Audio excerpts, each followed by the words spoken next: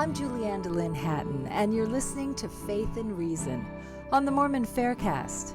This series will discuss the prophet Joseph Smith and the authenticity of the gospel he restored. I'll be speaking with Michael R. Ash, author of the book of Faith and Reason, 80 Evidences Supporting the Prophet Joseph Smith.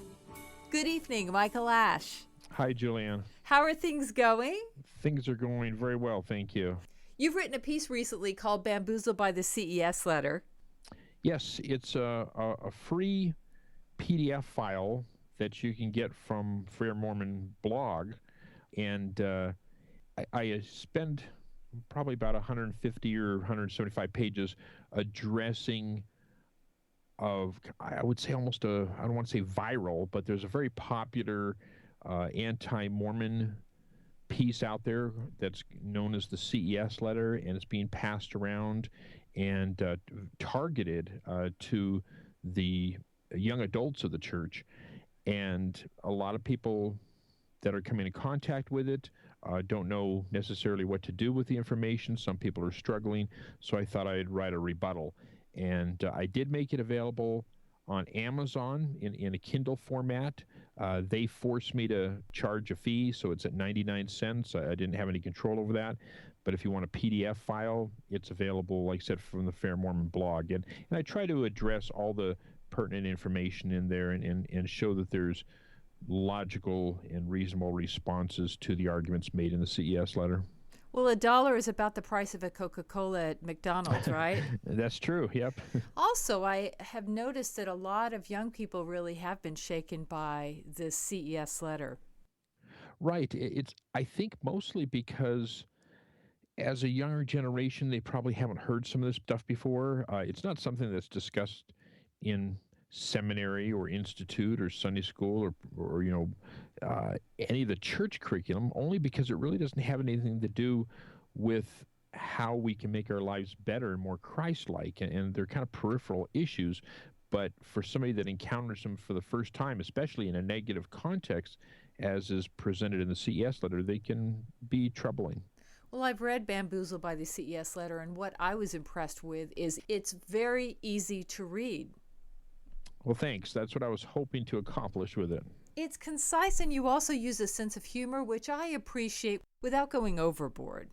Thank you. Thanks. Let's move on to your book of Faith and Reason, 80 Evidences Supporting the Prophet Joseph Smith. Okay. Today we're talking about the 400-year Baktun. Yeah, it's an interesting correlation between Mesoamerican timekeeping and what we find in the Book of Mormon. Describe a Baktun, first of all. The Mayan were very obsessed with time and measurements, and they had observatories, and they knew quite a bit, really, especially they knew more than some other ancient societies around the world. And one of the things that they had in their time-obsessed measurements was a 400-year interval known as a Baktun. And then the Baktun was made up of 20-year sub-intervals known as a Katun. And so just like we have years and months, well, they had different ways of measuring time, but one of the large pieces was a Baktun, and one of the smaller pieces that made this up was a 20-year interval, the Katun.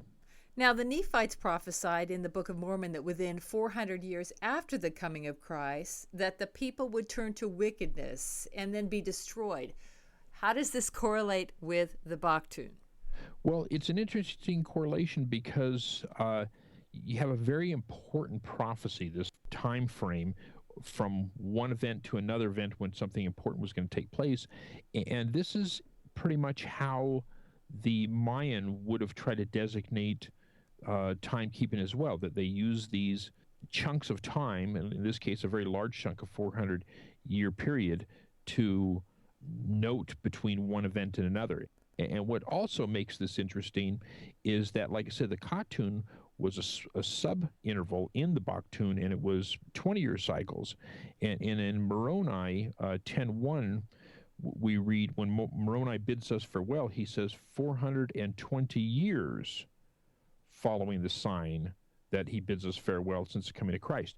So once again, he's using some sort of designator that was recorded in the Reformed Egyptian that very likely could have been a symbol for 400 plus to 20 years, and we find exactly that type of a character or designation from the ancient Mayan, 400 Baktun and 20 Katun years. Would Joseph Smith have known anything about this? There's no way he could have known about this. It's much more believable that an angel delivered the plates than that Joseph Smith could have known about it. This just would have been impossible. Thank you, Michael Ash. Thank you, Julianne. Thanks for listening to Faith and Reason on the Mormon Faircast. I'm your host, Julianne DeLynn Hatton, inviting you to keep the faith. Michael R. Ash is the author of the book Shaken Faith Syndrome, Strengthening One's Testimony in the Face of Criticism and Doubt, as well as the book Of Faith and Reason, 80 Evidences Supporting the Prophet Joseph Smith.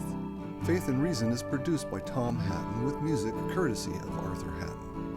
The opinions expressed in this podcast are not necessarily the views of Fair Mormon or the Church of Jesus Christ of Latter-day Saints. You can support this podcast by subscribing to it in iTunes and by rating it and writing a review. Questions or comments can be sent to podcast@fairmormon.org, or you may join the conversation at fairblog.org.